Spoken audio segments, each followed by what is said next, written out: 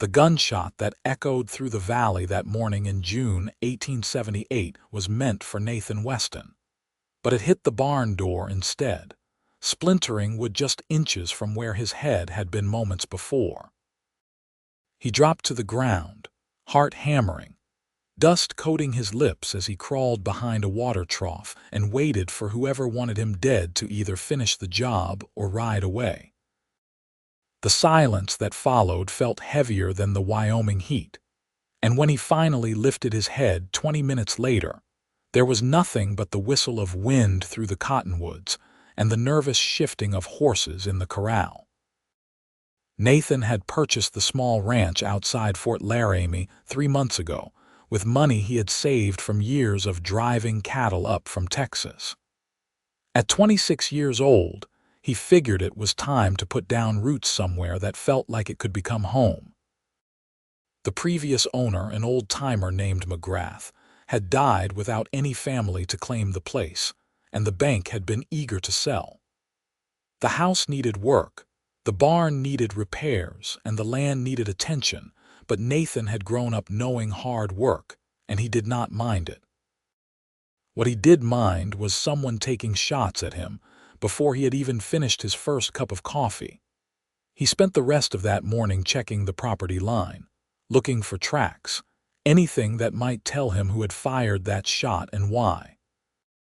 He found nothing useful, just the disturbed earth where a horse had stood in the trees about 200 yards from the barn.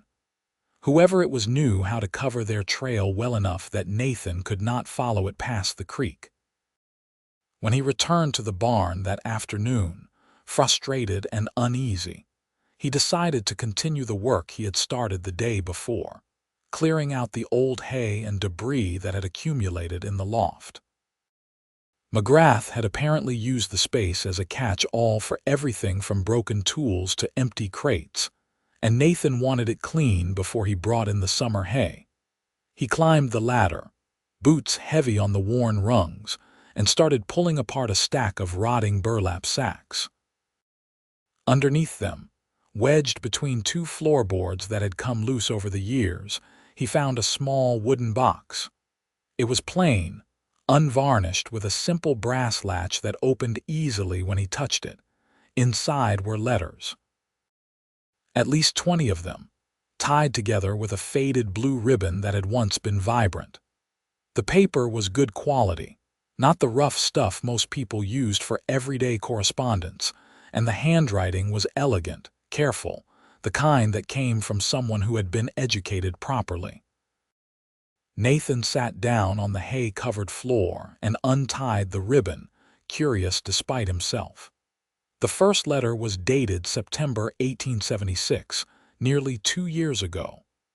"I do not know if you will ever read these words," it began, "but I find that writing them gives me courage I do not otherwise possess. You came into town today with Mr. McGrath to collect supplies, and I saw you standing by the mercantile, your hat pushed back on your head, laughing at something he said. The sound of your laughter made something in my chest tighten, and I realized I have been waiting to hear it again ever since." Nathan frowned, turning the letter over to look for a signature, but there was none. Just those few lines, anonymous and intimate at the same time. He picked up the second letter. "You have a kindness in your eyes that I have rarely seen in men out here. Today, when Mrs. Patterson dropped her basket in the street and apples rolled everywhere, you helped her gather them without being asked. Such a small thing, perhaps, but it made me wonder what other kindnesses you carry inside you, waiting for the right moment to show themselves." The letters continued in this vein, observations of small moments, feelings expressed with increasing openness. Whoever had written them had watched someone carefully, had noticed details that most people would overlook. Nathan read through them one by one, his confusion growing with each page. The letters talked about visits to town, about seeing this person at the church social, about watching him work in the fields visible from the road.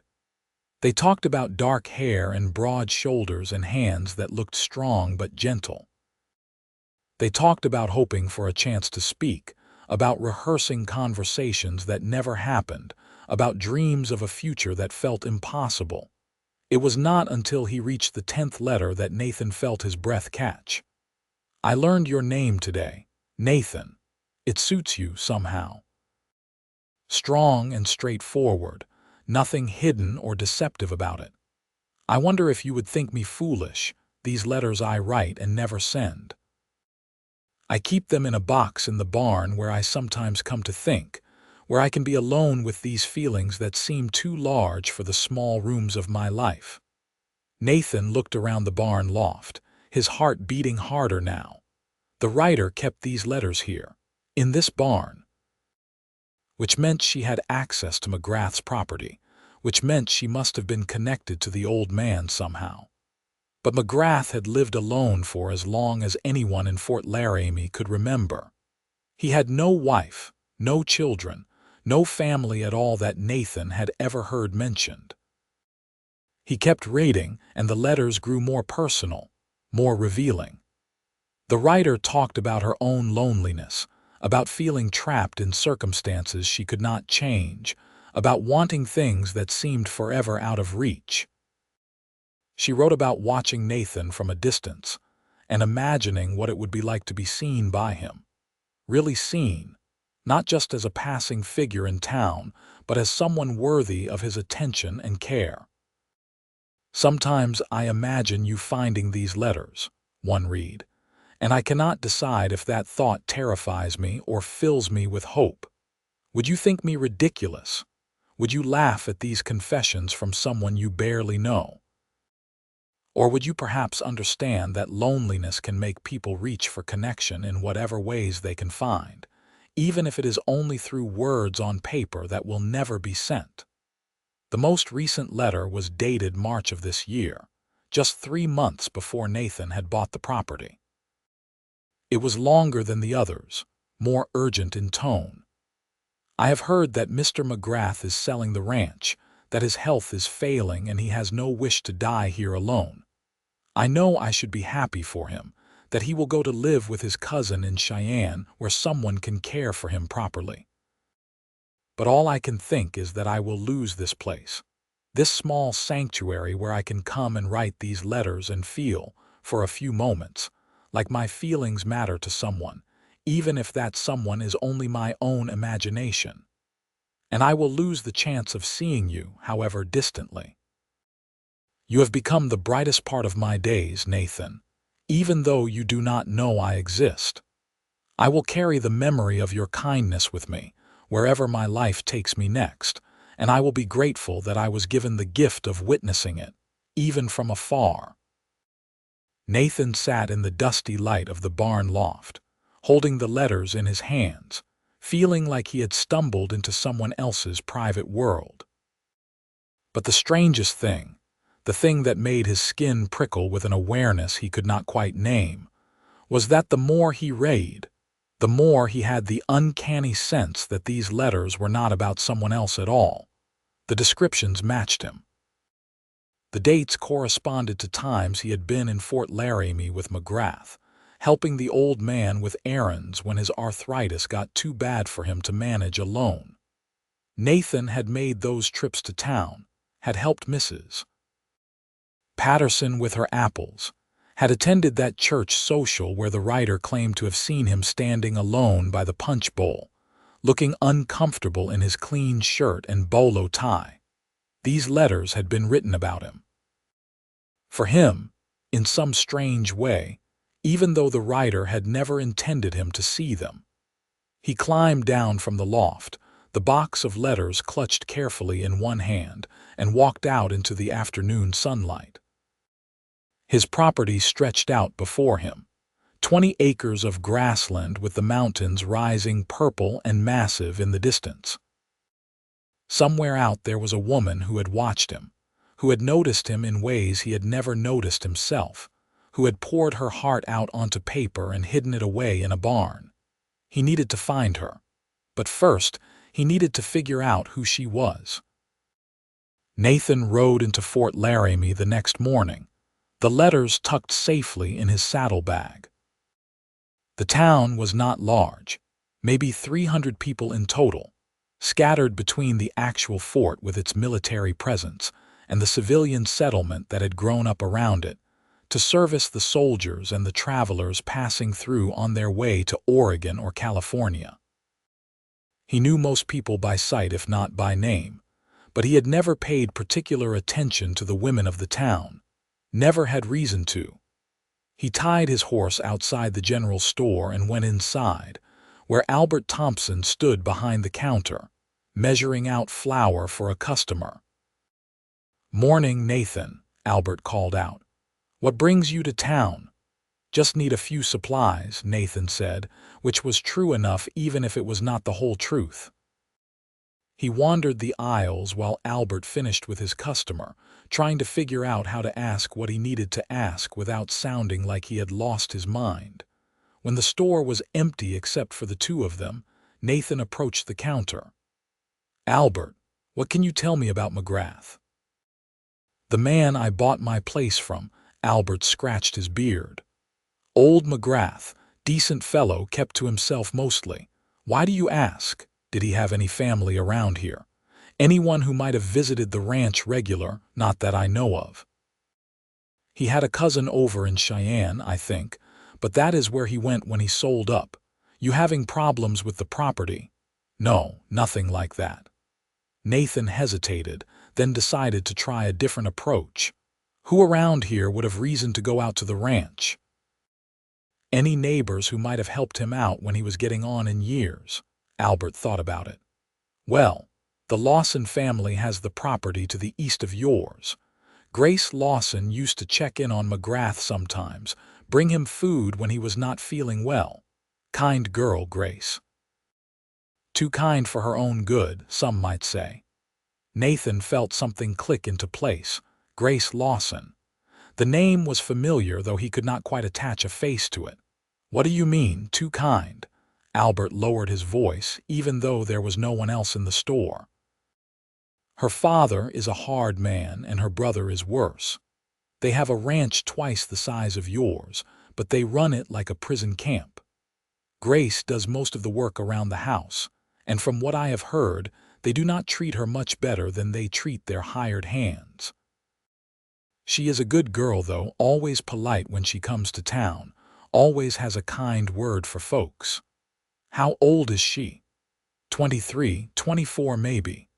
Old enough that people wonder why she is not married, but then again, her father does not let her out of his sight much. Probably afraid of losing his free labor." Nathan bought the supplies he needed, his mind racing. Grace Lawson. It had to be her. She would have had access to McGrath's barn, would have seen Nathan on his visits to town. And if what Albert said was true about her father, it explained the loneliness in the letters, the sense of being trapped.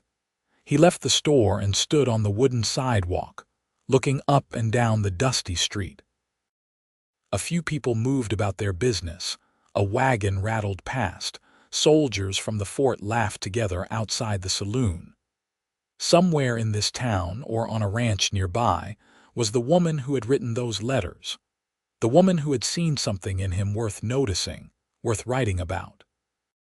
He had to meet her properly, had to find out if the connection he felt reading her words was something real or just his imagination building castles out of clouds. Nathan asked around town carefully over the next few days, learning what he could about the Lawson family without drawing too much attention to his interest. What he learned did not comfort him. Thomas Lawson had a reputation for being quick to anger and slow to forgive. His son, Robert, was cut from the same cloth, maybe worse. They ran their cattle operation with an iron fist, and more than one hired hand had left after only a few weeks, unwilling to put up with the conditions. Grace was described by everyone as sweet, quiet, hard-working. She came to town once a week for supplies, always with a list from her father, always efficient about her errands. She attended church on Sundays when her father permitted it, sitting in the back row with her hands folded in her lap. "She has got these eyes," Martha Patterson told him when he helped her carry packages to her wagon. Sad eyes, like she is always somewhere else in her head, but she lights up sometimes when something catches her attention. I saw her smile once at a butterfly that landed on the church steps, and it was like watching the sun come out from behind clouds. Nathan started going to church on Sundays, something he had not done regularly since settling at the ranch. He told himself it was good to be part of the community, to establish himself as a proper citizen of Fort Laramie. But really, he went to catch a glimpse of Grace Lawson. The first Sunday, he did not see her. The second Sunday, she was there, sitting in the back just like Martha had said. Nathan positioned himself where he could see her without being obvious about it, and spent most of the service stealing glances in her direction. She was smaller than he had imagined, delicate-looking in a way that made him think of birds that stayed strong despite their fragility. Her hair was brown, pinned up neatly beneath a simple bonnet, and her dress was plain but clean. She kept her eyes down mostly, but once or twice she looked up, and Nathan saw what Martha had meant about her expression. There was a distance in her gaze, like she was looking at something no one else could see. After the service, Nathan lingered outside the church, pretending to chat with Albert Thompson while really watching for Grace to emerge. When she did, she was alone, walking quickly toward a wagon where a hard-faced man and a younger version of him waited with obvious impatience. "That is Thomas and Robert Lawson," Albert murmured, following Nathan's gaze. "Best stay clear of them. They do not take kindly to people showing interest in Grace." Nathan watched as Grace climbed into the wagon, her movements quick and practiced. She never looked back at the church, or the people still gathered outside. Within moments, the wagon was pulling away, kicking up dust as it headed out of town. That night, Nathan sat at his kitchen table and reread all the letters by lamplight. He paid closer attention this time to the details, to the things Grace had noticed about him. The way he pushed his hat back when he was thinking, the scar on his left hand from a childhood accident with a fence post, the fact that he always checked on the horses before he checked on himself, making sure they had water and shade before he sought out the same. She had watched him so carefully, had seen him so clearly, and he had never noticed her at all. The thought made him ache with something he could not quite name. How many times had they been in the same place, breathing the same air, while she observed him and he remained oblivious? How many chances had he missed to meet her, to speak to her, to maybe offer some small kindness that would have eased the loneliness that bled through every line of her letters? He wanted to ride over to the Lawson ranch right then, to knock on the door and ask to speak with her. But he knew that would be foolish, possibly dangerous. If her father was as controlling as people said, showing up unannounced and asking after his daughter would likely end badly for everyone, especially Grace. No, he needed to be smart about this. He needed to find a way to meet her properly, to let her know he had found the letters without putting her in a difficult position. He needed to be patient, even though patience was not something that came naturally to him. The opportunity came 2 weeks later, though not in a way Nathan would have chosen. He was working on repairing a section of fence along the eastern boundary of his property when he saw smoke rising from the direction of the Lawson ranch. Not the thin smoke of a chimney or a controlled burn, but thick black smoke that billowed into the sky like a storm cloud. Nathan did not think. He just dropped his tools, ran for his horse, and rode hard toward the smoke. As he got closer, he could see that it was not the main house burning, thank God, but a large shed near the barn. Flames licked at the wooden structure, and he could hear cattle bellowing in panic from the nearby corral. There were people running everywhere trying to organize a bucket brigade from the well, but it was chaos, no coordination to the effort. Nathan rode straight into the middle of it, dismounting before his horse had fully stopped. "Get those cattle out of the corral," he shouted to a young ranch hand who was standing frozen, staring at the fire. "Move them to the far pasture before the wind shifts and they panic." The hand jumped to obey, seeming grateful for clear direction. Nathan turned to assess the fire. The shed was probably lost, but if they could keep the flames from spreading to the barn, they could save the rest of the buildings. "We need to wet down the barn," he called out. "Forget the shed, focus on keeping the fire contained." Thomas Lawson emerged from the chaos, his face red with anger or exertion or both. "Who asked for your help?" he snarled, but Nathan ignored him, already organizing the bucket line into something more efficient, positioning people where they could do the most good. For the next hour, Nathan worked alongside the Lawson ranch hands, hauling water, beating back embers that tried to jump to other structures, keeping the frightened animals calm. The shed burned to the ground, but they saved everything else, and by the time the flames finally died down to smoking rubble, everyone was exhausted and covered in soot. Nathan was catching his breath, his lungs burning from smoke when he saw her. Grace stood by the well, her dress soaked and filthy, her hair falling loose from its pins. She was drawing up another bucket of water even though the fire was out, her movements automatic, like she did not quite realize the emergency was over. Her face was streaked with ash and her hands on the rope were raw and red. Nathan walked over to her slowly, not wanting to startle her. "The fire is out," he said gently. "You can rest now." She looked up at him, and for a moment their eyes met fully for the first time. Hers were gray-green like sage after rain, and they were indeed sad, just like Martha Patterson had said. But there was something else in them too, a spark of recognition that made Nathan's heart skip. "You are Nathan Weston," she said softly. It was not a question. "I am." "And you are Grace Lawson." She nodded, then looked down at her hands still gripping the rope. "Thank you for helping. We would have lost much more without you. Anyone would have done the same." "No," she said, meeting his eyes again. "They would not have."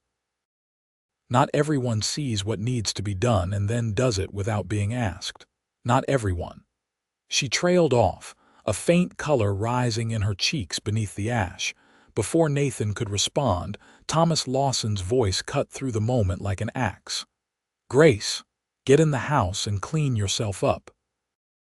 You look like a street beggar." Grace flinched, and Nathan saw her whole body tense, the light that had been in her eyes dimming instantly. "Yes, Father," she said quietly, releasing the rope and turning to go. "Wait," Nathan said, and she paused, looking back at him with something like fear in her expression. He wanted to say so much, but with her father watching, he could only manage. "I hope you are not hurt. The smoke was thick." "I am fine," she said. "Thank you for your concern." Then she was gone, hurrying toward the house with her head down, and Nathan was left standing by the well, watching her go and feeling like he had just let something precious slip through his fingers. Thomas Lawson approached, his expression hard. "I suppose you are expecting payment for your help." Nathan turned to look at him, taking in the older man's aggressive stance, the suspicion in his eyes. "I do not want payment. I am your neighbor. Neighbors help each other." "The only thing neighbors do around here is covet what is not theirs and wait for a chance to take it," Thomas said. "I know your type, Weston. You think you can sweep in and play hero and people will fall over themselves thanking you. Well, I am not one of those people. You have done what you came to do, now get off my land." Nathan held his temper with effort. "I came because I saw smoke and thought someone might need help. That is all." "Is it?" Thomas stepped closer, his voice dropping to a low growl. "Or did you come sniffing around my daughter?" "I have seen men like you before, thinking a girl like Grace is easy pickings because she is quiet and does what she is told. But she is not available. You understand me. She has responsibilities here, and I will not have some two-bit rancher with ideas above his station getting in the way of that." Nathan felt his jaw tighten. "I have not. I do not care what you have or have not done. I am telling you how things are. Grace is none of your concern. Now get on your horse and go home, and do not come back here unless you are invited, which you will not be." There were a dozen things Nathan wanted to say, but he knew that saying any of them would only make things worse, potentially for Grace. So he swallowed his anger, gave Thomas Lawson a curt nod, and walked back to where he had left his horse. As he rode away from the Lawson ranch, Nathan looked back once and saw a curtain move in an upstairs window. He could not see her clearly, but he knew it was Grace, watching him leave. The knowledge settled into his chest like a warm coal, something to hold onto in the face of her father's hostility. She had recognized him. She had known his name before he introduced himself, which meant she had been expecting to meet him someday, had perhaps been hoping for it the same way he now realized he had been hoping, ever since he found her letters. The question was what to do about it. Nathan spent the following days working his ranch and thinking about Grace. He could not stop replaying their brief conversation by the well, the way her eyes had met his, the softness in her voice when she said his name. He reread her letters every night, and now they came alive in a new way because he could picture her face as he read her words, could imagine her sitting in the barn loft with her paper and pen, pouring out feelings she had no other way to express. He wanted to see her again, to talk to her properly, to find out if the connection he felt was real or just wishful thinking. But Thomas Lawson had made it clear that Nathan was not welcome on his property, and Nathan had no desire to cause trouble that might rebound on Grace. The solution came to him one morning as he was riding his property line. The eastern boundary where his land met the Lawson ranch ran along a creek lined with cottonwood trees. It was shaded and peaceful, and the creek was the primary water source for both properties. If Grace ever had reason to come to this part of the ranch, if she ever needed time away from her father's watchful eye, this would be the perfect place. Nathan started spending time by the creek, working on small projects that gave him an excuse to be there. He cleared brush, reinforced the bank where erosion had begun to eat away at the soil, built a simple bench from a fallen log where someone could sit and watch the water. And on the bench, weighted down with a smooth river stone, he left one of Grace's letters with a note written on the back in his own rough handwriting. "I found these in the barn. I have read them all, some more than once. I want you to know that I see you now, truly see you, and I find myself hoping that maybe you still see me the way you did when you wrote these words. If you do, meet me here by the creek on Sunday after church. I will wait for you." It was bold, maybe too bold. But Nathan had never been good at subtle approaches, and he figured if Grace had been brave enough to write those letters in the first place, she deserved honesty from him in return. Sunday morning arrived hot and clear. Nathan went to church, positioned himself where he could see Grace when she came in. She was there, sitting in her usual spot, but something was different. She looked tired, more worn down than she had even after fighting the fire. Her dress hung a little looser, and there were shadows under her eyes that had not been there before. During the service, Nathan found it hard to concentrate on the preacher's words. He kept glancing toward Grace, willing her to look up, to give him some sign that she had found his note. But she kept her eyes down, her hands folded in her lap, and when the service ended she left quickly, as always. Nathan rode back to his ranch with a heavy feeling in his chest. Maybe she had not found the note. Maybe she had found it and decided it was too dangerous to meet him. Maybe he had misread everything and she did not want to be found after all. He went to the creek anyway, because he had said he would wait, and he was a man of his word. He sat on the log bench and listened to the water moving over rocks, watched the shadows of fish in the shallows, tried to accept that sometimes hope was just another word for foolishness. An hour passed. Then another. The sun climbed higher, and the shade from the cottonwoods shifted across the creek bank. Nathan was about to give up and head back to the house when he heard the sound of someone moving through the brush. Grace emerged from the trees, breathing hard like she had been running. Her Sunday dress was dusty at the hem, and her bonnet hung down her back by its ribbons. In her hands, she clutched the letter Nathan had left for her. They stared at each other across the creek bank, and for a long moment neither of them spoke. Nathan stood slowly, not wanting to spook her, acutely aware that this moment was balanced on a knife edge and the slightest wrong move could send everything tumbling into disaster. "I did not think you would come," he said finally. Grace's hands tightened on the letter. "I almost did not. My father, he would be very angry if he knew I was here. How did you get away?" I told him I was going to visit Mrs. Patterson in town, that she had been poorly and asked for company. It is not entirely a lie. She has been ill and I do intend to visit her. But first. She took a tentative step closer. "First, I needed to know if what you wrote was true, if you really read my letters, if you really want to see me."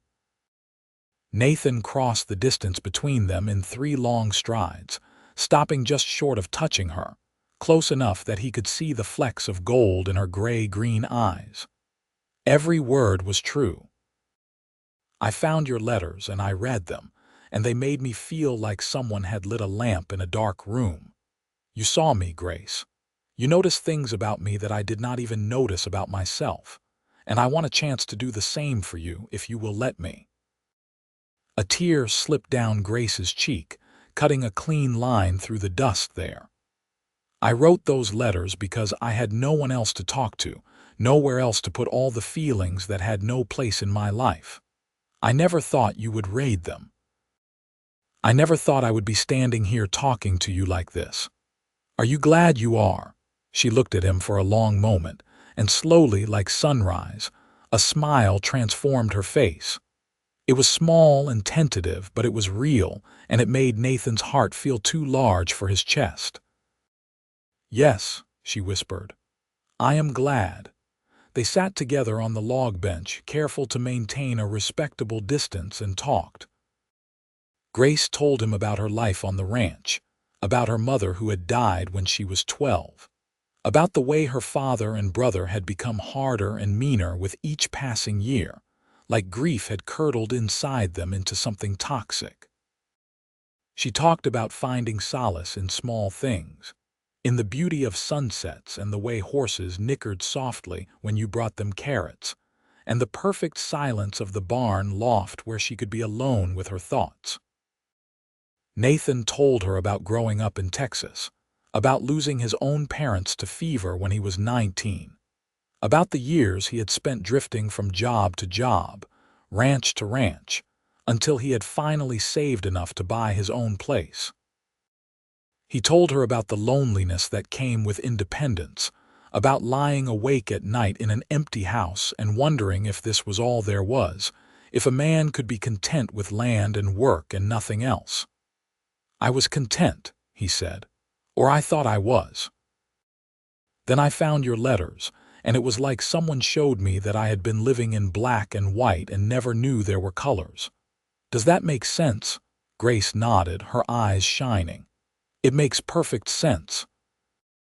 That is how I felt watching you in town, seeing you be kind to people without even thinking about it. You made the world feel less gray." The sun was well past noon when Grace finally stood reluctantly. "I have to go. If I am gone too long, my father will come looking for me, and I cannot let him find me here." Nathan stood too, fighting the urge to take her hand to make her stay. "When can I see you again?" "I do not know. It is difficult for me to get away without raising suspicion."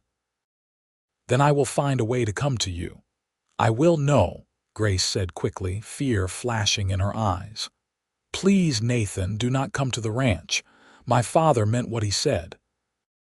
He would not hesitate to hurt you if he thought you were a threat, and he considers any man showing interest in me to be a threat. He has plans for me, you see. He wants me to marry Cyrus Green." Nathan felt his stomach drop.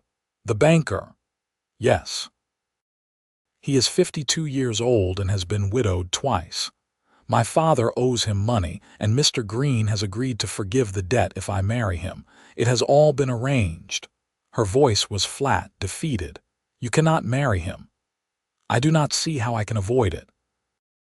"My father says the wedding will be in September. That is only 3 months away."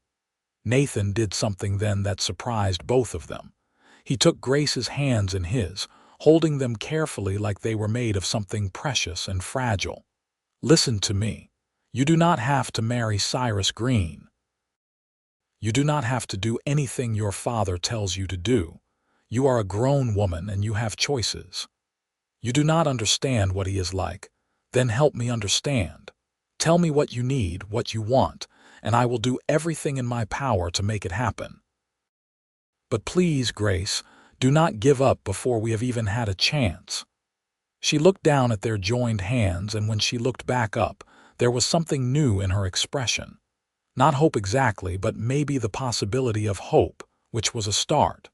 "Meet me here again next Sunday," she said. "Same time. I will think of something to tell my father." "I will be here," Nathan promised. Grace squeezed his hands once, quickly, then pulled away and hurried back into the trees. Nathan watched until she disappeared, then sat back down on the bench and tried to organize his thoughts into something coherent. 3 months. He had 3 months to figure out how to help Grace escape a marriage she did not want, and a father who treated her like property instead of a person. 3 months to somehow convince her that a life with him, uncertain and modest as it might be, was better than a life of security without love. It should have felt impossible. But sitting there by the creek where Grace had just been, Nathan found himself feeling something he had not felt in a long time. He felt determined. The following week crawled by with agonizing slowness. Nathan threw himself into work, repairing the barn roof, breaking a new horse, riding into town for supplies and conversation that might give him insight into Thomas Lawson's financial situation and Cyrus Green's character. What he learned was not encouraging. Lawson was in debt to Green for over $5,000, money borrowed to expand the ranch during a good year, and then impossible to repay when cattle prices dropped. Green was known as a shrewd businessman, not cruel exactly but certainly not generous, and his interest in Grace was apparently well known around town. "Poor girl," Martha Patterson said, shaking her head. "That is no marriage for a young woman, tying herself to an old man just to save her father from his own bad decisions. But what can she do? Her father has the legal right to approve or deny any marriage offer, and he has made his position clear." Nathan wanted to argue, to insist that Grace had rights too, but he knew the law and he knew the reality of the situation. A woman's options were limited, especially a woman with no money and no family except the father who controlled her. But there had to be a way. There had to be something he could do. Sunday came again, and this time Nathan brought a basket with him to the creek. Nothing fancy, just bread and cheese and apples from the tree behind his house. But it felt important to bring something, to make this meeting feel less desperate and more like what it was starting to become in his mind: a courtship. Grace arrived exactly on time, emerging from the trees with a cautious smile that brightened when she saw the basket. "You brought food." "I thought we might be hungry," Nathan said, feeling suddenly shy about the gesture. "It is not much. It is perfect." Grace sat beside him on the bench, closer than she had the previous week, and accepted the apple he offered her. They ate in comfortable silence for a few minutes, listening to the creek and the birds in the trees. "I have been thinking about what you said," Grace said finally. "About having choices. I want to believe that is true, but I do not see how. Even if I refuse to marry Mr. Green, my father can make my life very difficult. He controls everything I have, everything I am. Where would I go? What would I do?" Nathan had been thinking about this all week. "You could go to Cheyenne. I heard there is a boarding house there run by a widow named Mrs. Fletcher. She hires women to help with the cooking and cleaning, provides room and board in exchange. It would not be an easy life, but it would be your own life." Grace considered this, turning the apple over in her hands. "And how would I get to Cheyenne? I have no money for the stage, and even if I did, my father would find out and come after me before I made it halfway there. I could take you. I could get you there safely." She looked at him sharply. "Why would you do that? You barely know me." "I know you better than you think. I have read your letters, Grace. I have seen into your heart, and besides—" He paused, trying to find the right words. "Besides, I want to know you better. I want the chance to court you properly, to see if this feeling between us is something real.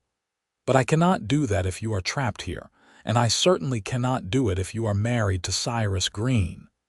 Grace's eyes filled with tears. "You are offering to help me run away." "I am offering to help you be free. What you do with that freedom is up to you."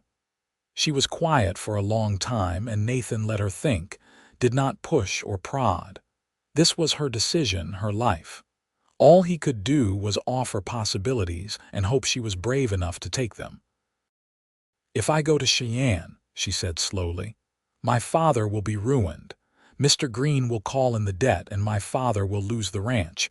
He and Robert will have nothing. That is not your fault. Those are consequences of your father's choices, not yours. He will blame me anyway. He will hate me, he might. But Grace, answer me honestly. Does he love you now? Does he treat you with kindness and respect? Or does he see you as a tool to be used for his benefit?" Grace flinched, and Nathan knew he had hit the mark. "He was not always like this," she said softly. "When my mother was alive, he was different. Stern, but not cruel. It is like something broke in him when she died, and he does not know how to be human anymore. I am sorry for that. But his brokenness is not your responsibility to fix, especially not at the cost of your own happiness." Grace wiped her eyes with the back of her hand. "When would we go? If I agreed, I mean." Nathan's heart leaped. "As soon as possible. Before your father can finalize arrangements with Green. I would need a few days to prepare, to make sure I have enough money for the journey and someone to watch my ranch while I am gone. Could you be ready by this coming Saturday?" Saturday. Grace said the word like she was testing how it felt in her mouth. "That is less than a week away." "I know it is fast, but the longer we wait, the more chance something goes wrong." She looked at him, really looked at him, and Nathan felt like she was seeing straight through to his soul. "Why are you doing this? And do not tell me it is just because you read my letters. There has to be more to it than that." Nathan took a breath. This was the moment for honesty, complete and unvarnished. "I am doing this because when I read your letters, I felt like I had been waiting my whole life to meet the person who wrote them. Because I have spent years working toward building a life, but I never understood until now that a life is not just land and work. It is supposed to be shared with someone who sees you and understands you. And I think you could be that person for me, Grace. I do not know for certain, because we have barely had a chance to talk, let alone anything else. But I want the chance to find out. I want you to be free to make your own choices, and then I want to do everything in my power to make you choose me." Grace's breath caught and fresh tears spilled down her cheeks, but she was smiling through them, and when she spoke, her voice was steady. "Saturday. I will be ready Saturday. Tell me where and when." They spent the next hour planning. Grace would tell her father she was going to the church social Saturday evening, something she had done before without incident. Instead of going to the church, she would meet Nathan at the crossroads 2 miles south of the Lawson ranch, where he would be waiting with a wagon and supplies. They would travel through the night to put as much distance as possible between themselves and Fort Laramie before her father discovered she was gone. "Bring only what you can carry easily," Nathan instructed. "We need to travel fast, and too much baggage will slow us down." "I do not have much worth bringing," Grace admitted. "A few clothes, a book that was my mother's. That is about all. Bring the box of letters too if you still have it." Grace looked surprised. "You want me to bring them? They are important. They are how we found each other." "I would like to keep them if you do not mind." She nodded, something soft and wondering in her expression. "I will bring them." When it was time for her to leave, Nathan walked with her to the edge of the trees. He wanted to kiss her goodbye, wanted it so badly his whole body ached with the restraint of not doing it. But it felt like something that should wait, something that would be sweeter when she was free, and the future stretched out before them full of possibility instead of fear. "Be careful this week," he said instead. "Do not let your father suspect anything is wrong. I will be careful, and Nathan—" She touched his arm briefly, a feather-light contact that burned through his shirt sleeve. "Thank you for seeing me, for not thinking I am foolish or presumptuous for writing those letters." "I think you are brave," Nathan said. "Braver than you know." Grace smiled, and then she was gone, disappearing into the trees like a dream. The next 5 days were some of the longest of Nathan's life. He prepared everything carefully, telling his neighbor, a decent man named Jack Morrison, that he would be away for a week or so on business in Cheyenne, and asking if Jack could keep an eye on the place and feed his animals. He packed the wagon with supplies, blankets, food enough for several days, and a rifle he hoped they would not need but carried anyway. He made sure his best horses were rested and ready, and he put together a small bag with everything Grace might need for starting a new life. Money he had been saving, a letter of introduction to Mrs. Fletcher in Cheyenne that he got from Albert Thompson, who had a cousin who knew the woman, and a bundle of clothes that had belonged to his mother and which he thought might fit Grace with some alteration. He barely slept. Every time he closed his eyes, he imagined things going wrong. Grace's father discovering the plan, Cyrus Green moving the wedding date up, Grace herself getting cold feet and deciding it was safer to stay. But Saturday evening came, and Nathan hitched the horses to the wagon and headed for the crossroads as the sun began to set. The sky was on fire with orange and red, and the air smelled like sage and dust. He reached the meeting spot just as full dark fell, positioned the wagon off the road where it would not be immediately visible, and waited. Minutes stretched into an hour. Nathan told himself she might be delayed, that it was not unusual for things to take longer than planned. But as the hour turned into 2, doubt began to creep in. Something had gone wrong. She was not coming.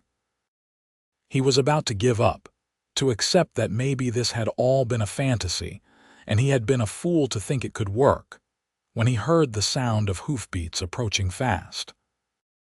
Nathan jumped down from the wagon, his hand instinctively moving to the rifle, then relaxing when he saw that the rider was Grace.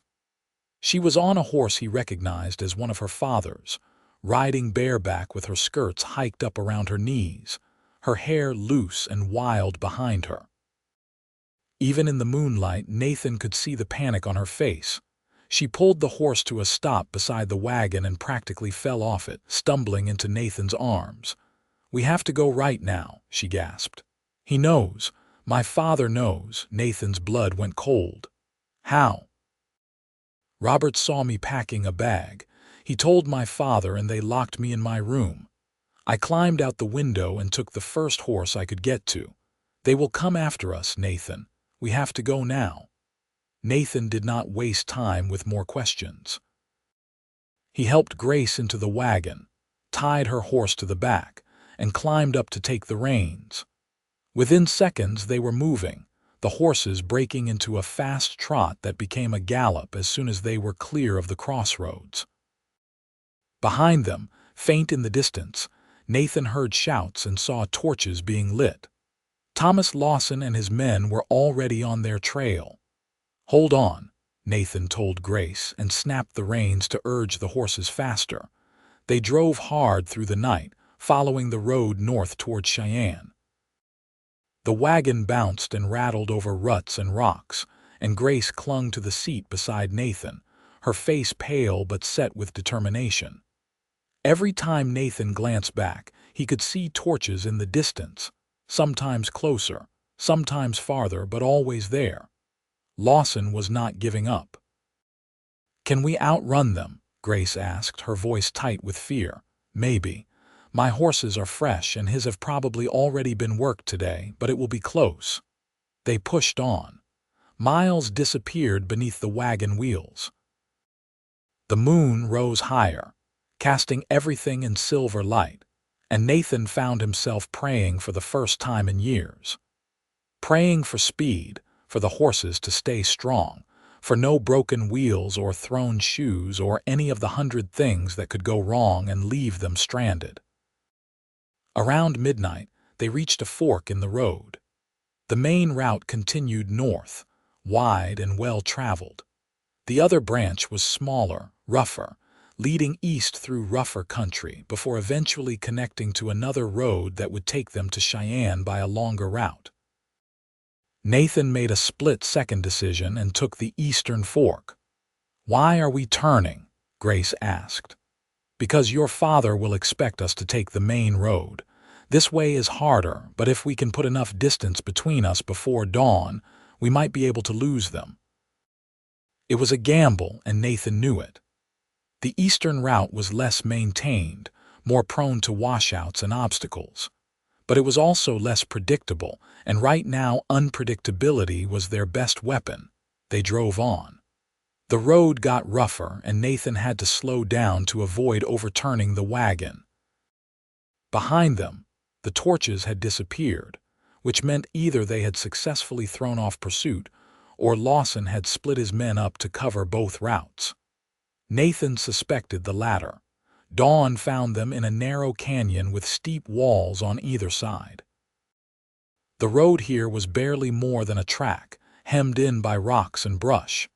Nathan's horses were tiring, foam flecking their sides, and he knew they would need to stop soon or risk running them into the ground. "There," Grace said, pointing to a break in the canyon wall. "Is that a cave?" Nathan looked and saw that she was right. A shallow cave, not deep but enough to hide the wagon from sight if they could get it off the road. He guided the horses carefully up the slight incline and into the cave mouth, then jumped down to untie Grace's horse and lead all 3 animals deeper into the shadows. "We will rest here for a few hours," he said quietly. "Let the horses recover, and hopefully let your father pass us by." Grace climbed down from the wagon, her legs shaky after the long night of rough travel. Nathan caught her arm to steady her, and suddenly they were standing very close, close enough that he could see the exhaustion in her eyes and the dust on her cheeks, and the way her lips were chapped from the wind. "I am sorry," she whispered. "I am sorry you are in danger because of me." "Do not apologize. This was my choice, remember? I chose to help you. I would choose it again. My father will kill you if he catches us. He will not catch us." Grace leaned forward, resting her forehead against Nathan's chest, and he wrapped his arms around her, holding her while she shook with fear and exhaustion and relief at still being alive. They stood like that for a long moment, and Nathan felt something settle in his chest, something warm and certain. Whatever happened next, they would face it together. They did not dare light a fire, so they ate cold food from Nathan's supplies and took turns keeping watch while the other rested. Around midday, they heard horses on the road below, multiple riders moving fast. Nathan and Grace pressed back into the shadows of the cave and held their breath as the riders passed. Through the narrow opening, Nathan caught a glimpse of Thomas Lawson's face, hard and furious, scanning the canyon walls like he could force them to reveal where his daughter was hiding. Then the riders were gone, continuing north along the road, and Nathan and Grace slowly relaxed. "Do you think that was all of them?" Grace whispered. "I do not know. We should wait until dark to move again just to be safe." So they waited. The hours crept by slowly.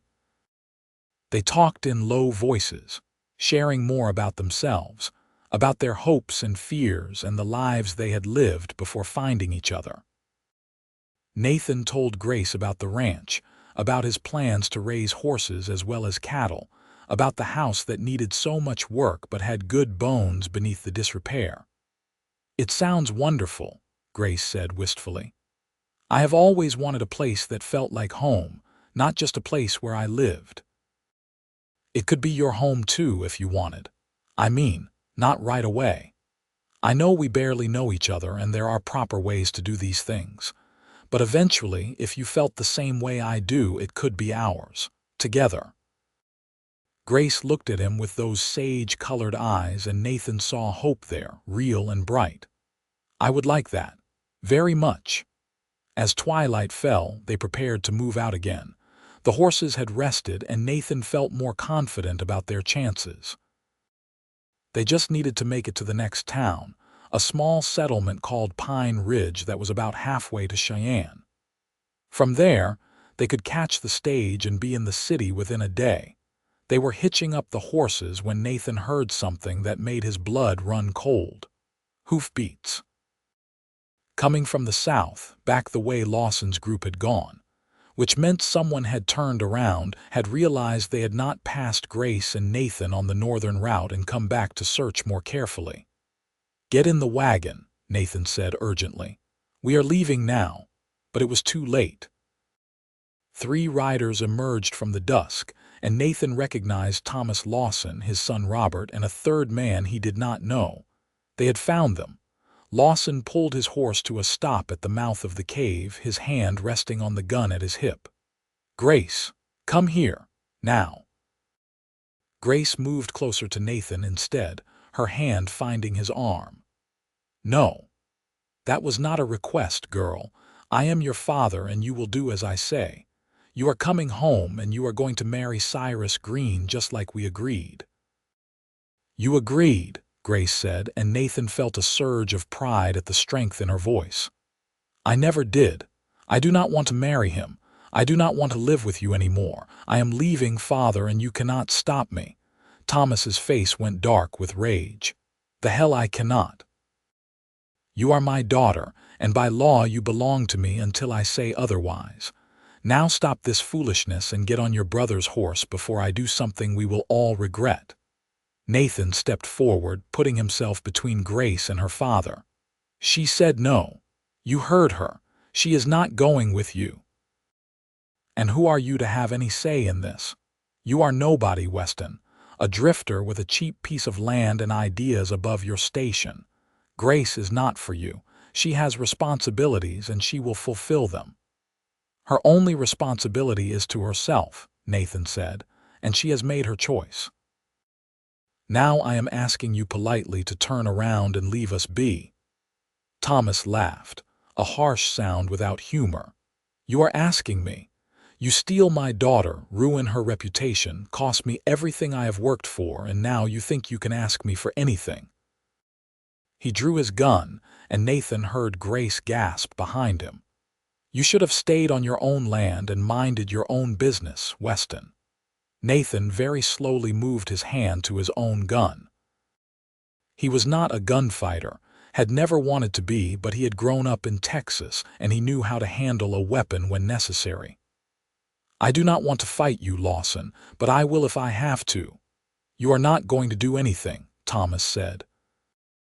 You are going to step aside and let my daughter come home, or I am going to shoot you where you stand." "Then you better be a good shot," Nathan said quietly. "Because I promise you this, if you try to hurt either of us, I will defend us, and I do not miss." For a long, terrible moment, Nathan thought it was going to happen. He could see Thomas calculating, could see the fury and pride warring with practical sense. Robert was edging his horse to the side, trying to get a better angle, and the third man looked uncomfortable but ready to follow orders. Then a new voice cut through the tension. "That will be quite enough, gentlemen." Nathan turned his head slightly and saw two riders approaching from the north. One was wearing a U.S. Marshal's badge that caught the last light of day.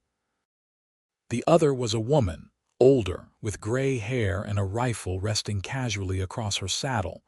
The marshal rode forward, his hand also on his gun, his eyes taking in the scene with practiced assessment. "I am Marshal James Brennan, and this is my deputy, Clara Stone. We have been tracking you, Mr. Lawson, since receiving a report that you were pursuing someone with violent intent. I am going to ask you once to lower your weapon and step away from these people."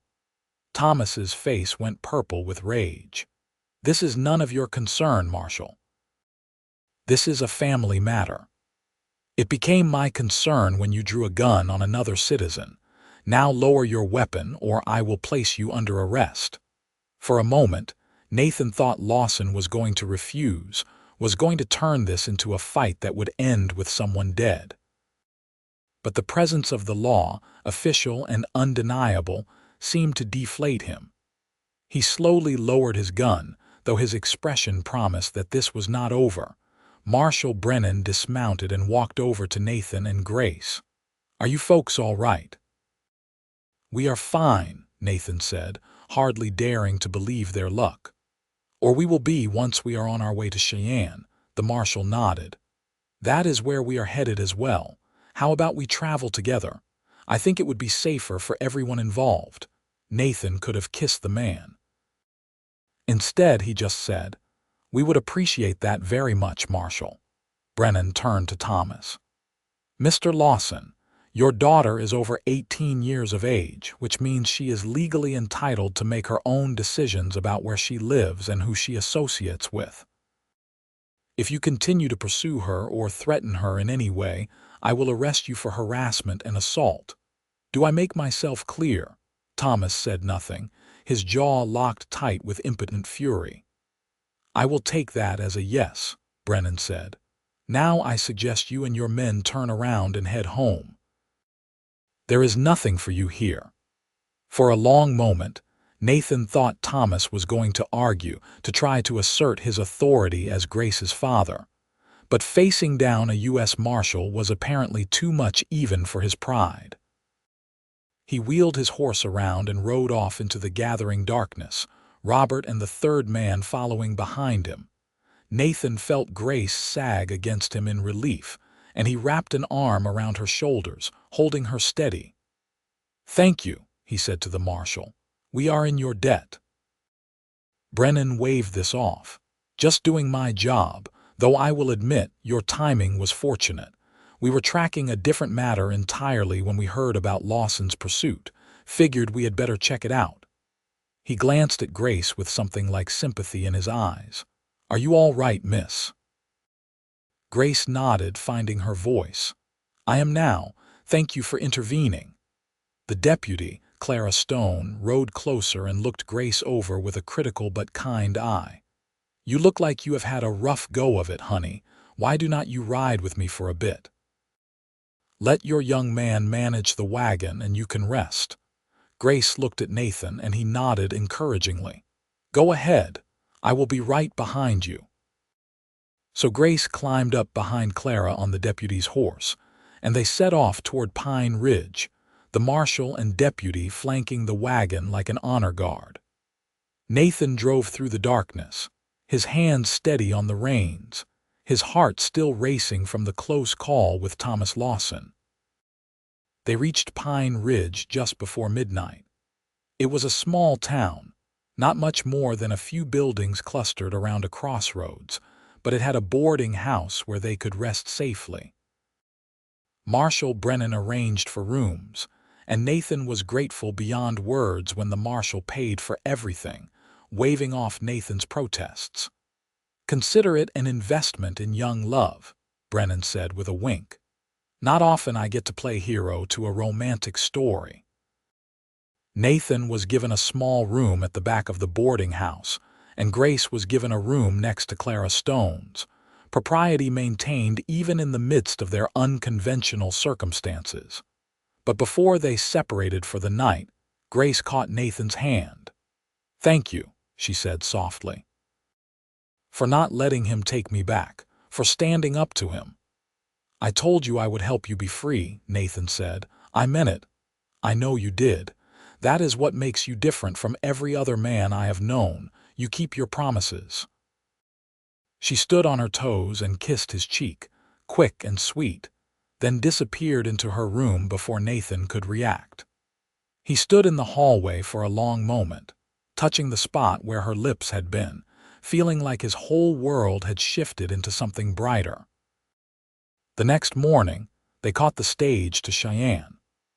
Marshal Brennan and Deputy Stone were headed the same direction, and they insisted on traveling with Nathan and Grace until they were safely delivered to Mrs. Fletcher's boarding house. The journey took most of the day, and Grace spent it watching the landscape roll by outside the stage window, looking more peaceful than Nathan had ever seen her. "I feel like I can breathe," she said at one point. "Like there was a weight on my chest for years, and I did not even realize it until it was gone." Nathan understood completely. He felt the same way, though for different reasons. For years he had been going through the motions of building a life, checking off boxes, accumulating things. But he had not felt truly alive until he read Grace's letters, until he started imagining a future that included her. Cheyenne was bigger than Fort Laramie, a real city with streets and shops, and more people than Nathan had seen in one place in a long time. Mrs. Fletcher's boarding house was on the east side of town, a large two-story building with a well-maintained garden out front. When they knocked on the door, a woman in her 50s answered, her face weathered but kind. "Can I help you folks?" she asked. Marshal Brennan stepped forward. "Mrs. Fletcher, I am James Brennan, U.S. Marshal. This young lady is Grace Lawson, and she is looking for a safe place to stay and possibly employment. I understand you sometimes take in women who need a fresh start." Mrs. Fletcher's expression softened as she looked at Grace. "I do indeed." "Come in, dear, come in. Let me look at you." She ushered Grace inside, talking in a low, soothing voice, and Nathan felt his chest tighten as he watched her go. They had made it. She was safe. Before Grace disappeared into the house, she turned back and looked at Nathan, and the gratitude and affection in her eyes made his breath catch. "I will come back," he said. "As soon as I can, I will come back to see you." "I will be here," Grace promised. Then Mrs. Fletcher was leading her away, and Nathan was left standing on the porch with the marshal and deputy, feeling like part of himself had just walked into that house, and he would not be whole again until he could follow. Marshal Brennan clapped him on the shoulder. "You did a good thing, son. Not many men would risk what you risked for someone they barely knew." "I know her better than you might think," Nathan said. The marshal smiled. "I believe you do. Listen, a word of advice from someone who has been around long enough to see how these things go. You love that girl, do not you?" Nathan did not even hesitate. "Yes, I do." "Then do not wait too long to tell her. Life is short and unpredictable, and the best things we have are the people we love. You found something rare with her. Hold on to it." Nathan nodded, taking the words to heart. "I intend to."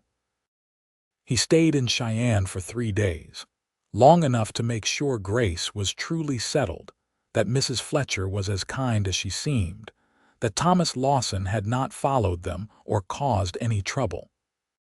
He visited Grace each day, and they walked through the city together, talking and learning each other in the way that new couples do, building a foundation of knowledge and trust. On the third day, as they sat in the boarding house parlor with Mrs.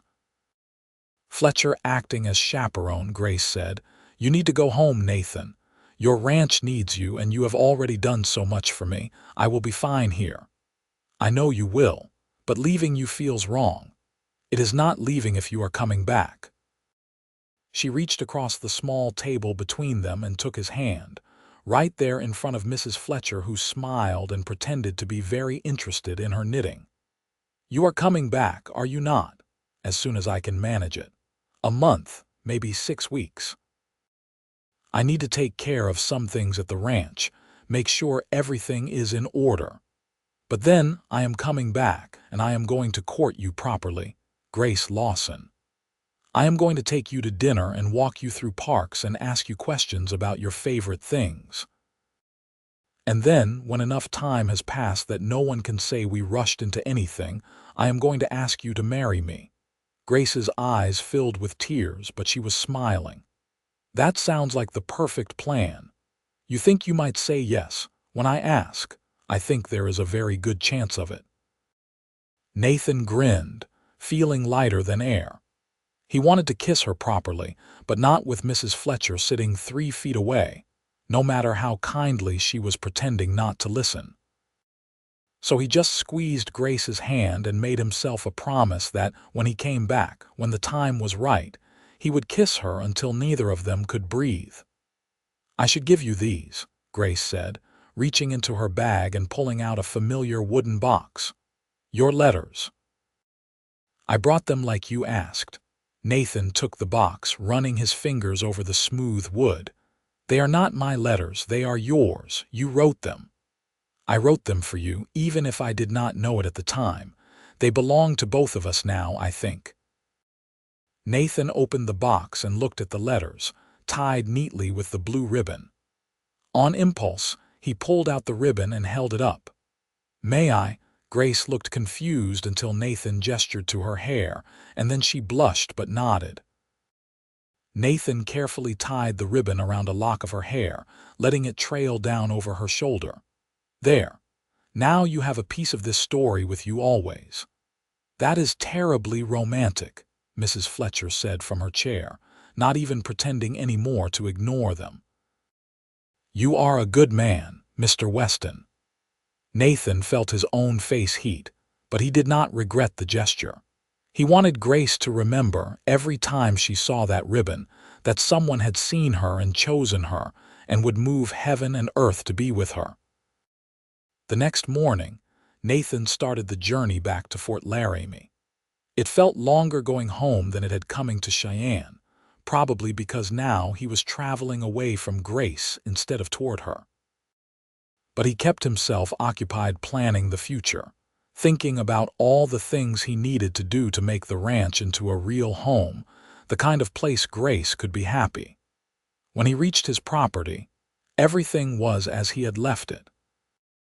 Jack Morrison had done a good job looking after things, and Nathan thanked him profusely and paid him double what they had agreed on. Then he threw himself into work, repairing and improving and getting ready. He fixed up the house, patching holes in the walls and replacing windows that had cracked. He built new furniture, a proper bed frame and a table big enough for 2 people to eat at comfortably. He planted a garden behind the house, vegetables and flowers both, imagining Grace's face when she saw sunflowers growing tall against the Wyoming sky. He wrote to her every week, long letters telling her about the work he was doing and asking questions about her life in Cheyenne. Her letters back were full of details about Mrs. Fletcher's boarding house, about the friends she was making, about the sense of freedom she was still adjusting to. "It is strange," she wrote, "to be able to make decisions about my own day, my own life. I catch myself sometimes waiting for someone to tell me what to do next, and then I remember that no one is going to. I can do what I choose. It is terrifying and wonderful at the same time." 6 weeks after leaving Cheyenne, Nathan decided he could not wait any longer. He had done enough work on the ranch that he felt comfortable leaving it for a while. He put Jack Morrison in charge again, packed his best clothes, and headed back to the city. This time, when he knocked on Mrs. Fletcher's door, Grace answered it herself. She was wearing a new dress, blue like the ribbon he had given her, which was still tied in her hair, and she looked healthy and happy in a way that made Nathan's heart expand in his chest. "You came back," she said, her smile brighter than the summer sun. "I told you I would. I always keep my promises." Grace launched herself at him, propriety be damned, and threw her arms around his neck. Nathan caught her, lifting her right off the ground, and buried his face in her hair. She smelled like lavender and soap, and she felt like home. "I missed you," Grace whispered against his shoulder. "I missed you too. So much." Mrs. Fletcher cleared her throat from somewhere behind Grace, and they reluctantly separated, though Nathan kept hold of Grace's hand. "Mr. Weston, how nice to see you again. I assume you are here to take Grace out for a proper afternoon." "Yes, madam, if Grace is willing." "I am very willing," Grace said, her eyes sparkling. They walked through Cheyenne together, and Nathan officially began his courtship of Grace Lawson. He took her to dinner at the nicest restaurant in the city, where they ate steak and potatoes and talked until the staff started giving them pointed looks. He bought her a new hat at a shop on Main Street, pale yellow with flowers on the brim. They went to a concert in the park, and Nathan held her hand through the whole thing, marveling at how perfectly her fingers fit between his. Over the next 3 weeks, Nathan came to Cheyenne every few days, staying at a hotel in town and spending every possible moment with Grace. They talked about everything, their pasts and their dreams and their fears. Grace told him about her mother, about the lessons she had learned and the love she still carried. Nathan told her about the loneliness of his years drifting, about the way he had always felt like he was searching for something he could not name. "I think I was searching for you," he said one evening as they sat in Mrs. Fletcher's garden, watching fireflies blink in the dusk. "I just did not know it." "I think I was searching for you too," Grace said softly. "Or at least, I was searching for the possibility that someone like you existed, someone who would see me as more than just a pair of hands to work or a pawn to be traded. You are so much more than that. You are kind and brave, and you see the world in a way that makes me want to see it better too. You make me want to be a better man, Grace. You are already the best man I have ever known." Nathan took a deep breath, his heart pounding. He had been planning this moment for weeks, rehearsing the words in his head, but now that it was here, everything he had prepared fled his mind. So he just spoke from his heart. "Grace, I know we have not known each other very long by conventional standards. But I feel like I have known you much longer, like I have been waiting my whole life for you. You wrote in your letters that you noticed me, that you saw me in ways I did not see myself. Well, I see you too. I see your strength and your sweetness and the way you deserve to be cherished, not used. And I want to be the person who cherishes you for the rest of my life if you will let me." He pulled a small box from his pocket and opened it.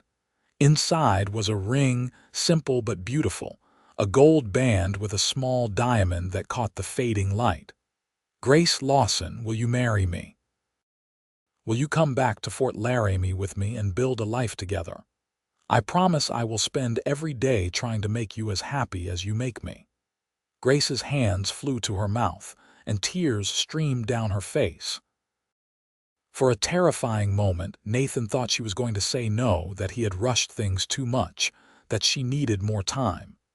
Then she nodded frantically and pulled her hands away long enough to choke out, "Yes. Yes, Nathan, I will marry you. I will go anywhere with you. I love you." Nathan's world tilted on its axis. "You love me. Of course I love you. I have loved you since I wrote the first letter, maybe even before that.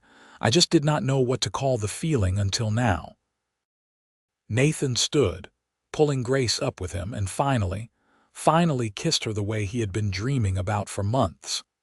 She melted against him, her arms winding around his neck, and the kiss was everything he had hoped for and more. It was tender and passionate and full of promise, and when they finally broke apart, both breathing hard, Nathan felt like his heart was going to burst. "I love you too," he said, resting his forehead against hers. "I should have said it before I proposed, but I was nervous and it all came out wrong." Grace laughed, the sound bright and clear. "It came out perfect. Everything about this is perfect."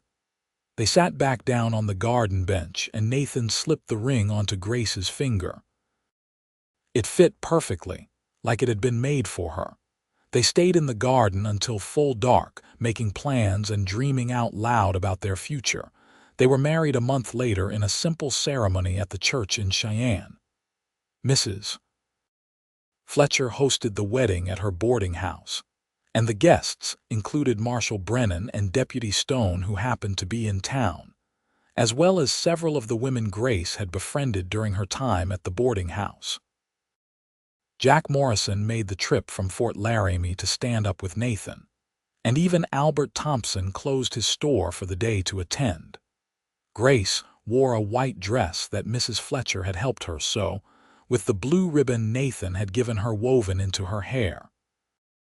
Nathan wore his best suit, freshly cleaned and pressed, and tried not to cry when Grace walked down the makeshift aisle toward him, her eyes shining with joy. The ceremony was short and sweet. They exchanged vows, promising to love and honor and cherish each other through whatever life brought them.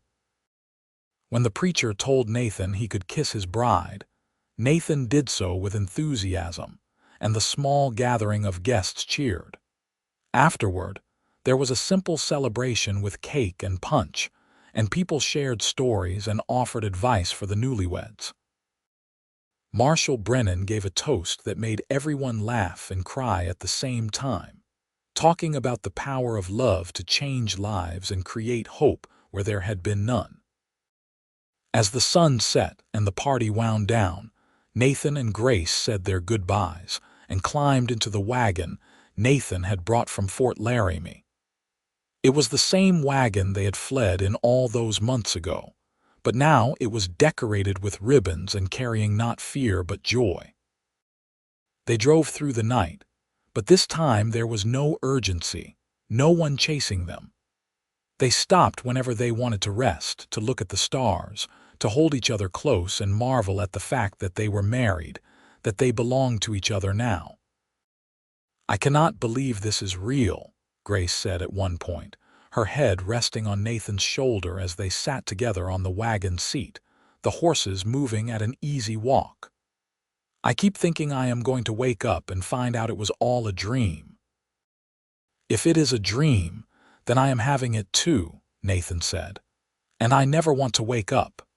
They reached the ranch 2 days later, arriving in the early afternoon when the light was golden and warm. Nathan helped Grace down from the wagon and watched her face as she took in the property that was now her home. "It is beautiful," she breathed. "Nathan, it is perfect." "It is better now that you are here," Nathan said. "Let me show you the house." He led her inside, nervous suddenly about what she would think. He had worked so hard to make it nice, but it was still small and rough around the edges, nothing like what she might have hoped for. But Grace walked through the rooms with a wondering expression, touching the furniture Nathan had built, admiring the curtains he had hung awkwardly over the windows, smiling at the flowers in a vase on the kitchen table that Jack Morrison must have picked that morning. "This is home," she said finally, turning to Nathan with tears in her eyes. "I have never had a place that felt like home, not really, but this does, because you are here." Nathan pulled her into his arms and kissed the top of her head, overwhelmed with gratitude and love. "Welcome home, Grace Weston."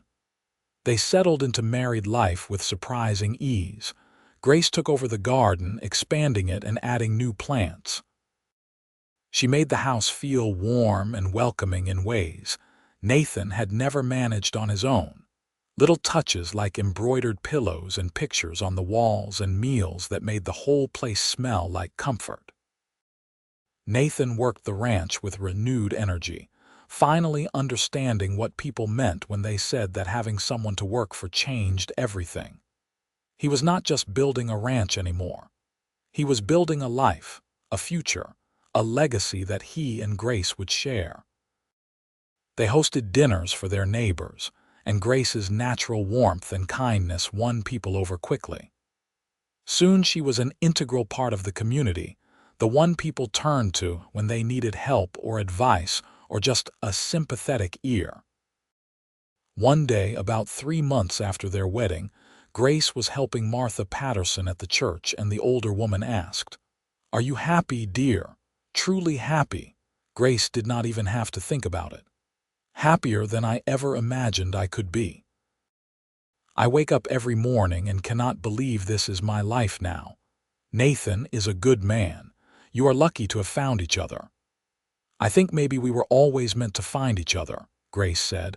"It just took some time and some letters and a leap of faith."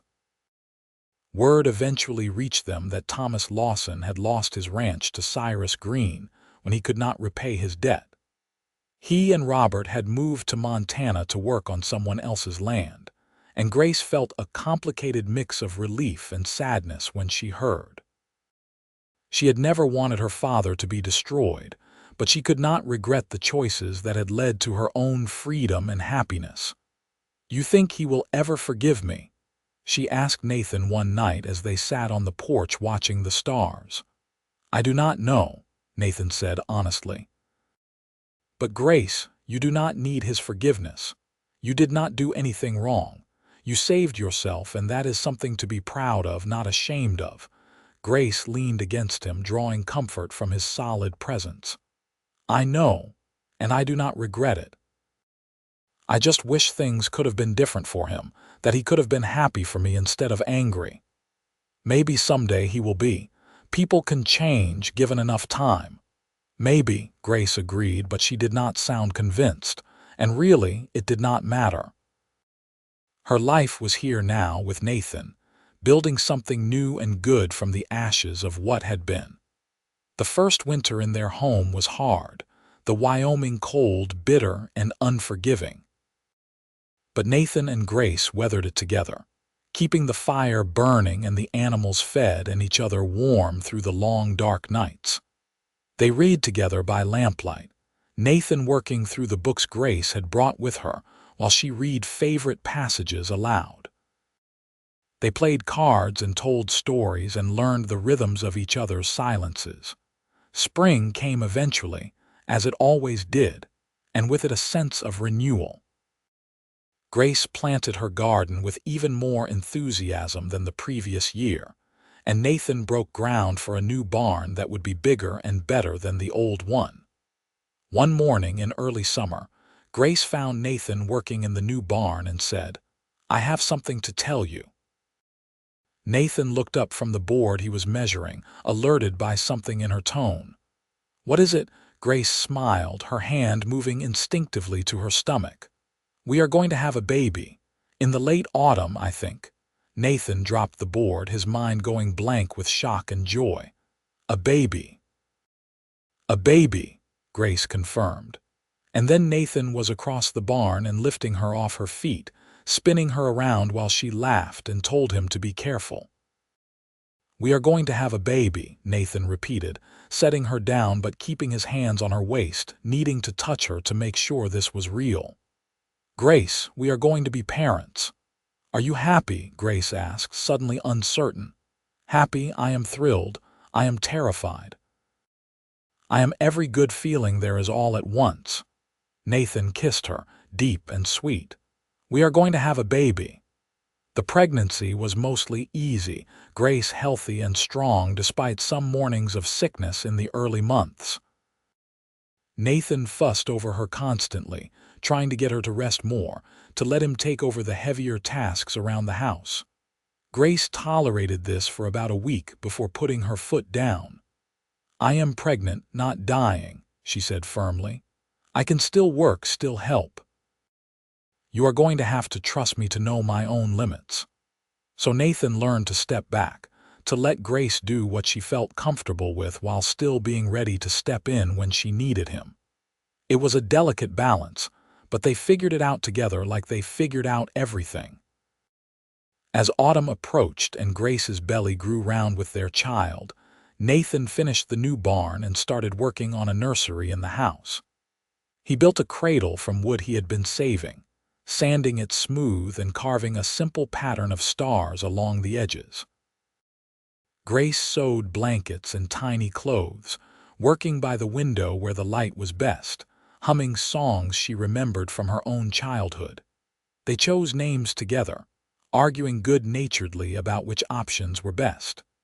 For a boy, they settled on Samuel, after Nathan's father. For a girl, they could not quite decide, cycling through options until finally Grace said, "What about Anna? It was my mother's middle name." "Anna Weston," Nathan said, trying it out. "I like it." "Anna if it is a girl, Samuel if it is a boy," Grace agreed. "And no matter what, we will love them fiercely and raise them to be kind." "The kindest," Nathan promised. The baby came on a cold November night, arriving with the first snow of the season. Nathan rode through the storm to fetch the midwife from town, a capable woman named Edith, who had delivered half the babies in Fort Laramie over the past 20 years. By the time they made it back to the ranch, Grace was well into labor, gritting her teeth through contractions but still managing to smile when Nathan burst through the door covered in snow. "About time," she gasped. "I was starting to think I would have to do this alone." "Never," Nathan said, taking her hand and squeezing it. "I am here. I am not going anywhere." The labor was long and hard, and Nathan felt more helpless than he had ever felt in his life, watching Grace struggle and being unable to do anything but hold her hand and murmur encouragement. But Edith was a rock guiding Grace through each stage with calm competence, and finally, just as dawn was breaking, the sound of a baby's cry filled the house. "It is a boy," Edith announced, placing the tiny, squalling bundle on Grace's chest.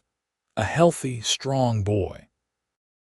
Nathan stared at his son, at the red face and waving fists and eyes that were trying to focus on this strange new world. "Samuel," he said hoarsely. "His name is Samuel." Grace was crying and laughing at the same time, her arms wrapped protectively around their son. "Hello, Samuel." "Hello, sweet boy. We have been waiting for you." Nathan touched the baby's soft head, overwhelmed with a love so fierce it hurt. This tiny person was his son, was part of him and part of Grace, and Nathan swore in that moment that he would do everything in his power to give Samuel a good life, a happy life, a life full of the love and security that every child deserved. The weeks after Samuel's birth were a blur of sleepless nights and endless wonder. Nathan learned to change diapers and heat bottles and rock a crying infant back to sleep. Grace recovered slowly, her strength returning day by day, and together they navigated the strange new world of parenthood. Their friends and neighbors came to visit, bringing food and gifts and advice. Martha Patterson knitted a blanket. Albert Thompson brought a rattle he had carved from wood. Even Marshal Brennan and Deputy Stone made the trip from Cheyenne, surprising Nathan and Grace with their appearance one sunny afternoon. "We wanted to see how the family was doing," Brennan said, admiring Samuel, who was sleeping peacefully in Grace's arms, "and to bring this." He handed Nathan a small package wrapped in cloth. Inside was a silver baby spoon engraved with Samuel's name and birth date. "It is beautiful," Grace said, tears in her eyes. "Thank you both so much." "It is our pleasure," Clara Stone said, smiling. "You two have built something special here." Family, home, love. It is what this territory needs more of. As the years passed, Nathan and Grace's ranch flourished. They added more cattle, more horses, built a larger house to accommodate their growing family. Samuel was joined by a daughter, Anna, 2 years after his birth, and then another son, Daniel, 2 years after that. The house that had once seemed too large for just Nathan now rang with the sounds of children laughing and playing and occasionally fighting the way siblings do. Grace became known throughout the county as someone who could be relied on for help, whether it was tending to a sick neighbor or organizing community events. Nathan earned a reputation as a fair and honest rancher, someone whose word could be trusted. Together, they built not just a home but a legacy. One evening when Samuel was 10 and Anna was 8 and Daniel was 6, the family gathered on the porch to watch the sunset. It had become a tradition, this moment of quiet at the end of each day, a chance to be together and appreciate what they had. "Tell us the story," Anna begged, snuggling against Grace's side. "About how you and Papa met." Grace looked at Nathan and he smiled, encouraging her to tell it. She had told this story countless times, and the children never tired of hearing it. "Well," Grace began, "once upon a time your papa bought a ranch from an old man named McGrath. And one day, while he was cleaning out the barn, he found a box of letters hidden in the loft. They were love letters written by a young woman who was lonely and dreaming of a better life. And do you know who that young woman was?" "You," the children chorused. "That is right. It was me. And when your papa read those letters, he saw me, really saw me, in a way no one ever had before. And he decided that he was going to help me, even though he barely knew me and it would be dangerous and difficult. Because he loved you," Samuel said with the certainty of a child who had heard this story many times. "Because he was brave," Grace corrected gently. "Love came later. At first he was just kind, and that kindness changed everything." Nathan listened to his wife tell their story, surrounded by their children, and felt a contentment so deep it was almost painful. This was what life was supposed to be. This connection, this love, this sense of purpose that came from building something meaningful with someone you cherished. "I was not that brave," he said when Grace finished. "I was just a man who read some letters and knew he had to meet the woman who wrote them." "You were brave," Grace insisted. "You faced down my father. You risked everything to help me. That is the definition of brave." Nathan reached over and took Grace's hand, the same hand he had held through joy and sorrow, through birth and loss and all the small moments in between that made up a life. "I think we were both brave. We just needed each other to prove it." The children made disgusted noises at this display of affection, but Nathan saw Anna smile, saw the way she filed away the story like a treasure to be examined later. His daughter was romantic at heart, always had been, and Nathan suspected that someday she would be writing her own love letters, dreaming her own dreams. But that was a worry for another day. For now, he had this moment, this family, this life that had started with a box of letters in a barn and a leap of faith. Years continued to pass, as they always do. The children grew up, strong and good-hearted, inheriting their mother's kindness and their father's steady strength. Samuel became a rancher like his father, taking over more of the daily work as Nathan grew older. Anna became a teacher, opening a small school in Fort Laramie where she taught children to read and write and think for themselves. Daniel split his time between the ranch and town, never quite able to decide where he belonged, restless in the way young men often are. Nathan's hair went gray, and Grace developed lines around her eyes from years of smiling. They moved slower than they once had, their bodies wearing down in the way bodies do with age and work. But they still walked together every evening when the weather permitted, still sat on the porch and watched the sunset, still reached for each other in the night when sleep was elusive. On their 25th wedding anniversary, their children threw them a party. Friends and neighbors came from all over, filling the ranch with laughter and music. There was dancing and food and stories shared, memories of the years that had passed and speculation about the years to come. At one point, Nathan pulled Grace aside, away from the crowd, and led her to the creek where they had first talked all those years ago. The log bench he had built was still there, worn smooth by weather and time, and they sat on it together, listening to the water and the distant sounds of the party. "You remember the first time we sat here?" Nathan asked. "Of course," Grace said. "I was terrified and hopeful and convinced you must think I was crazy for writing those letters. I thought you were brave. I still do."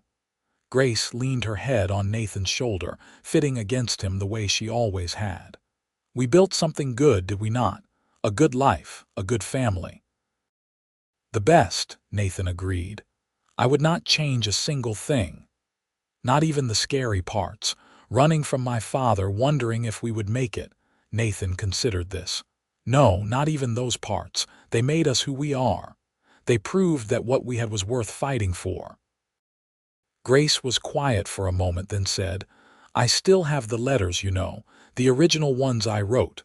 I keep them in a box in our bedroom, tied with that blue ribbon you gave me. I know. I have seen you take them out sometimes when you think I am not looking. Do you mind?" "Grace, those letters are part of our story. They are how we found each other. I am glad you kept them. I hope someday our grandchildren will read them and understand how love can change everything." Grace smiled and kissed his cheek. "You are a romantic, Nathan Weston." "Only because you taught me how to be." They sat together until the sun set, painting the sky in shades of orange and purple, then walked hand in hand back to the party where their children and grandchildren were waiting. Because yes, there were grandchildren now, 3 of them, with more surely to come. The legacy they had built was continuing, growing, spreading out into the world in ways they could never have imagined that day in the barn when Nathan first found Grace's letters. Nathan Weston lived to be 79 years old. He died peacefully in his sleep one winter night, lying next to the woman he had loved for over 3 decades. Grace held his hand as his breathing slowed and stopped, and though her heart broke at losing him, she also felt grateful beyond measure for the life they had shared. At Nathan's funeral, the church in Fort Laramie was packed with people whose lives he had touched. Grace stood with her children and grandchildren, and listened as person after person shared stories about Nathan's kindness, his integrity, his quiet strength that had made him a pillar of the community. After the funeral, back at the ranch that was now run primarily by Samuel and his family, Grace's children found her sitting in the barn loft where their father had found the letters so many years ago. She was holding the wooden box, the letters inside tied with a faded blue ribbon. "Mama," Anna said softly, "are you all right?" Grace looked up at her daughter and smiled through her tears. "I am sad, but I am also grateful. Your father gave me a life I never dreamed I could have. He saw me when I was invisible, he chose me when I had nothing to offer, and he loved me with a constancy that never wavered. Not everyone gets that, you know. Not everyone finds that kind of love." "You gave him the same thing," Samuel said. "You made him happy, Mama. We could all see it." Grace nodded, accepting this truth. They had made each other happy, had built something beautiful together from the raw materials of hope and courage and love. She lived 4 more years after Nathan's death. Years she spent with her children and grandchildren. Years she spent remembering and cherishing and preparing to join the man who would always be the love of her life. When Grace Weston passed away at the age of 81, she was buried next to Nathan on a hill overlooking their ranch, with a simple headstone that read, Grace Lawson Weston, beloved wife, mother, and friend.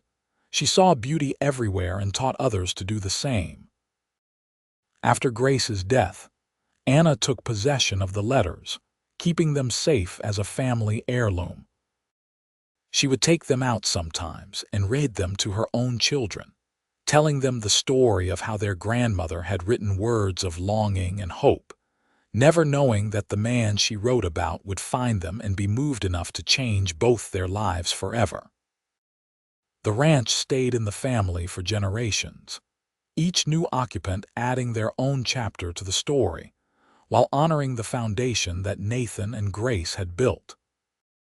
The barn where the letters had been found was preserved carefully, and the log bench by the creek became a place where family members went to think, to remember, to connect with the legacy of love that had started there. The story of Nathan and Grace became legend in Fort Laramie, told and retold until it took on the weight of mythology. But at its heart, it remained a simple truth. Two lonely people had found each other through words on paper and the courage to believe that love was possible. They had chosen each other despite obstacles and danger and uncertainty. And they had built a life together that became the foundation for countless other lives, rippling out into the future in ways they could never have imagined. Sometimes, on quiet evenings when the wind whispered through the cottonwoods by the creek, people swore they could hear echoes of laughter, see shadows of two figures walking hand in hand through the fields. Ghosts or memory or simple imagination, it did not matter. What mattered was that Nathan and Grace's love had been real and deep and transformative. It had changed them, changed their children, changed everyone who knew them. And in the end, that was what love was supposed to do. It was supposed to change you, to make you braver and kinder and more fully yourself than you could ever be alone.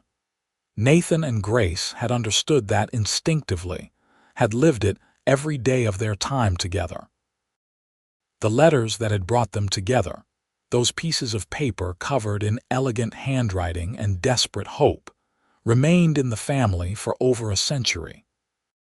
They were passed down from generation to generation, each keeper adding their own story of love found or love lost or love that endured despite everything. And if you were to read those letters today, to hold them carefully in your hands and decipher the faded ink, you would find in them something universal and timeless. The longing to be seen, to be known, to matter to someone.